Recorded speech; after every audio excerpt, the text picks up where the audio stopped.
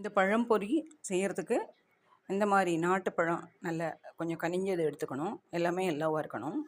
இல்லைன்னா இந்த மாதிரி நேந்திரம் பழம் வந்து 3 அல்லது 4 நம்ம வீட்டில் எத்தனை பேர் இருக்கோமோ அந்த கணிசத்துக்கு 4 அல்லது 5 பழம் வேணும். நல்ல நீளமாக இருக்கனால மெல்லிசான ஸ்லைஸாக நம்ம வந்து சீவிக்கணும்.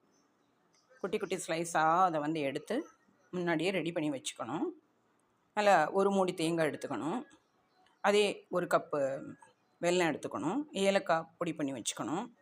அடுத்தது முந்திரி, திராட்சை,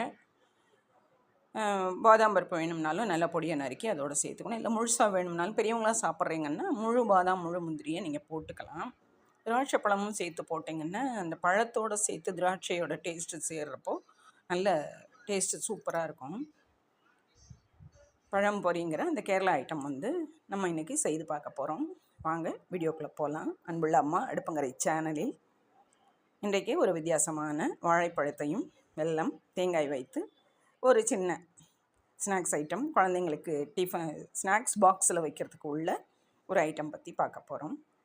வாங்க வீடியோக்குள்ளே போகலாம். வச்சு பழம் பொரின்னு கேரளாவில் நல்ல ஒரு ஸ்வீட்டு, நல்ல டேஸ்ட்டாக இருக்கும். இப்போது இதில் வந்து 3 நேந்திரம் பழத்தை நல்ல பழமாக இருக்கிறத வந்து பீஸாக நறுக்கி போட்டிருக்கேன். நெய் ஒரு 3 ஸ்பூன் விட்டுறணும். அதில் வந்து முந்திரி பருப்பு, திராட்சை பழம், இந்த பாதாம் வந்து வறுத்து கொஞ்சம் முன்னாடியே எடுத்துக்கணும். அதே வாணலியில் நம்ம வந்து இந்த நேந்திரம் பழத்தை வந்து நல்லா பீஸாக்கி இந்த நெய்யில் வந்து நல்லா முறுமுறுன்னு வறுத்துடணும்.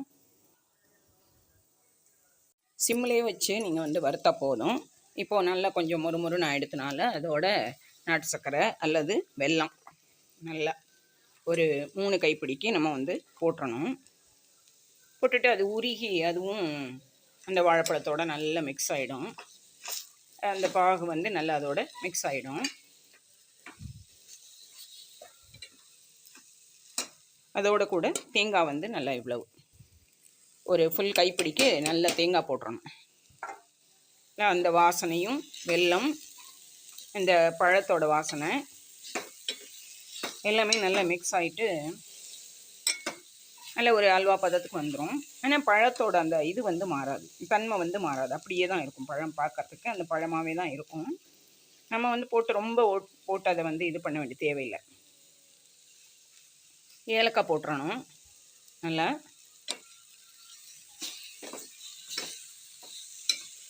பழம், வெல்லம், தேங்காய், ஏலக்காய், இந்த முந்திரி பருப்பையும் நம்ம வந்து அதோட சேர்த்துறோம்.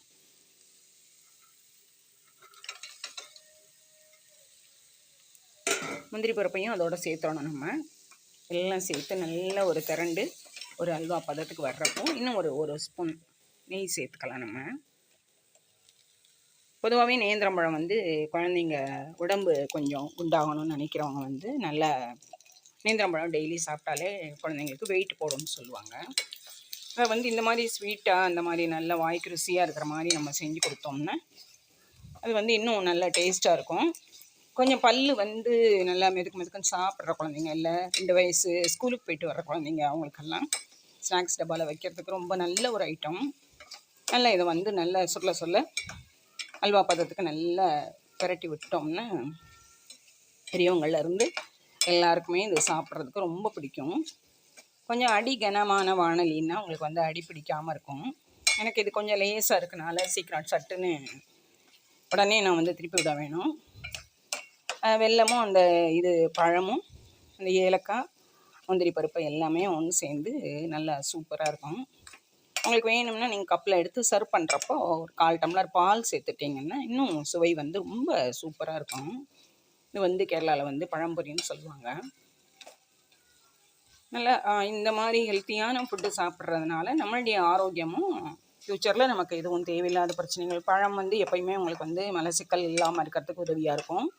வெல்லம் வந்து ஹீமோக்ளோபினை நமக்கு இம்ப்ரூவ் பண்ணும். இந்த மாதிரி நட்ஸு போடுறதுனால நமக்கு அந்த ட்ரை ஃப்ரூட்ஸ் வந்து உடம்புக்கு கிடைக்கும். பேரிச்சம்பழம் கூட நம்ம போடலாம். நல்ல ஒரு பக்கத்துக்கு வந்த உடனே எல்லாம் ஒன்று சேர்ந்து அந்த பழத்தோடு நல்ல மிங்கிலான உடனே அதை வந்து ஆஃப் பண்ணிடலாம். ஆறின உடனே கப்பில் வச்சு நம்ம சர்வ் பண்ணிக்கலாம். ரொம்ப ஒரு அருமையான ஒரு டிஷ்ஷு, நல்ல டேஸ்ட்டாகவும் இருக்கும்.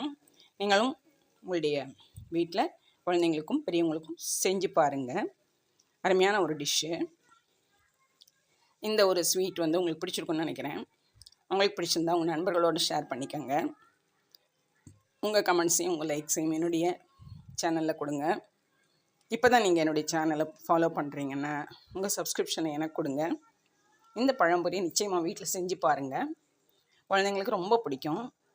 நேந்திரம் பழம் கிடச்சா ரொம்ப நல்லது. அப்படி இல்லாட்டியும் ரஸ்தாளி இல்லாட்டி நாட்டுப்பழம் எது வேணால் நம்ம யூஸ் பண்ணிக்கலாம். நேந்திரம் பழத்துக்கு ஒரு தனி சுவை உண்டு.